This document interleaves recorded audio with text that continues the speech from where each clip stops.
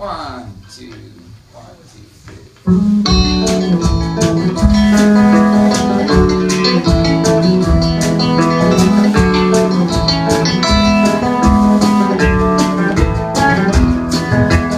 Time is gonna take so much away, but there's a way that time can offer you a trade.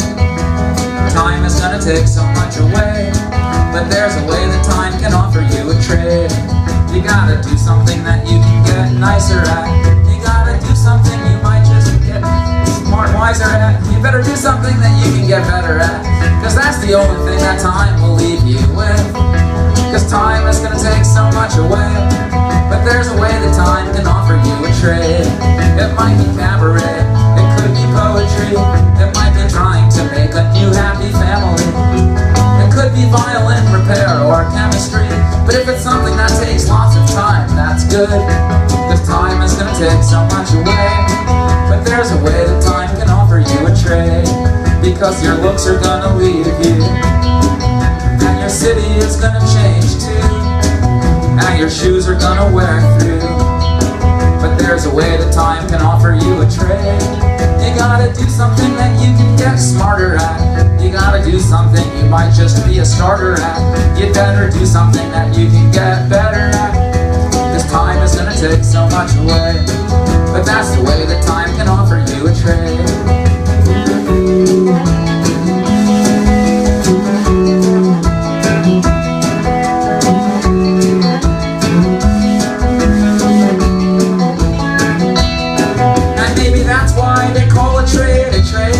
Like when they say that you should go and learn a trade.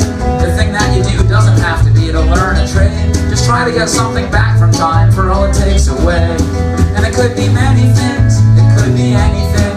It could be expertise in Middle Eastern traveling, something to slowly sew to balance life's unraveling. You have no choice, you have to pay time's price, but you can use the price to buy you something nice, something you can only buy with lots of time. So when you're old, you blow some whippersnapper's mind, and it might be researching a book that takes you 7 years, a book that helps to make the path we take to freedom clear. And when you're done, you see it started with a good idea. One good idea could cost you thousands of your days, but that's just time that you'd be spending anyway. You have no choice, you have to pay time's price, but you can use the price to buy you something nice. So I've decided recently to try to trade more decently.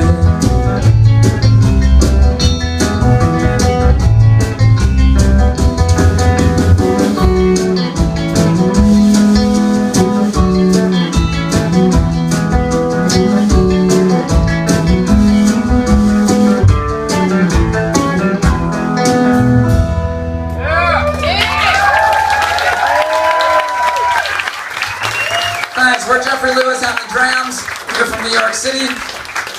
I've got a great apartment currently in New York where I've been living for about 3 years in my current apartment, but there's certain things that you don't realize about an apartment until long after it's too late and you move in, such as the fact, like my current apartment, there's an old man that lives next door and he screams in the middle of the night quite frequently. It's very disturbing.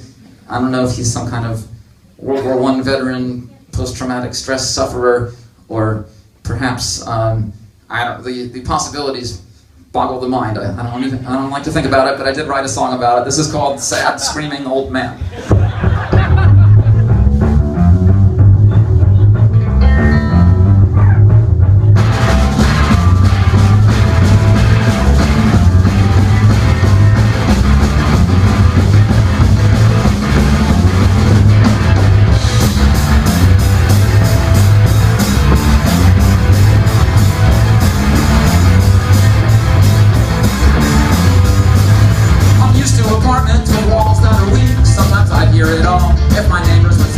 But this recent apartment and bedroom that I got started out seeming decent, more boring than not. For 2 or 3 years, nothing happened at all. There was an old man next door that I see in the hall. He shuffled politely, wears an old suit, just a standard old geezer, a quiet old coot. He used to seem normal, but then all at once, he started these nocturnal groanings and grunts, and it's hard to get used to, it gives me the creeps. Pretty much every night now he screams when he sleeps. Dark night of our souls, dark night of our hearts.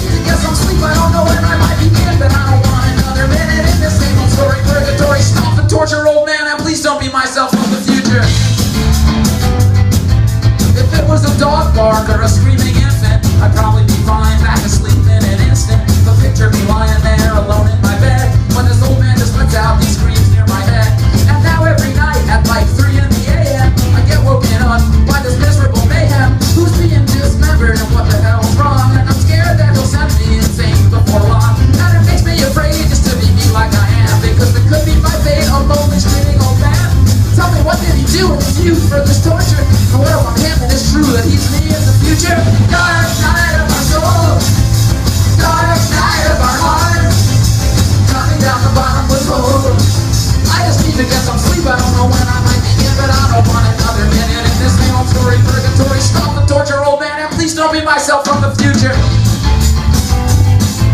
I'm used to apartments with walls that are weak. Sometimes I hear it all if my neighbors would speak. But this recent apartment and bedroom that I got started out decent, more boring than not. But now it's like trying to sleep in a Guantanamo cell block, or a hospital hellhole for some horrible shell shock, or a medieval dungeon with sadistic conditions where some pitiful someone is getting whipped while you listen.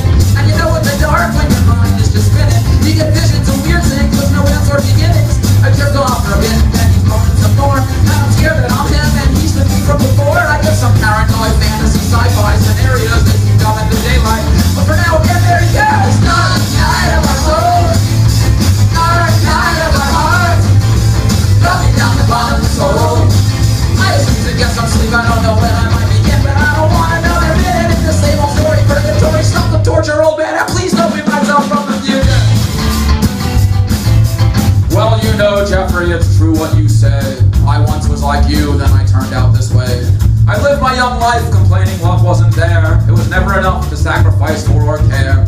I once had a cat, and I had one or two pals, and I would go and hang out sort of like that way you do now. But now all I can do is scream in the darkness, the pain inside 90 years, empty and heartless. He who grows as an artist is a rose, brief and blooms. You know, you've already started off on the road to this room. I thought I'd get glory from war in the dark and a trench, then I spent 40 years more in a park on a bench. It's all existentially, hopeless eventually. You're just dementedly shrieking like me, like you're meant to be. I am sent not as a warning, but as an acceptance. So accept it. It is already written. It is already happening. You are already here.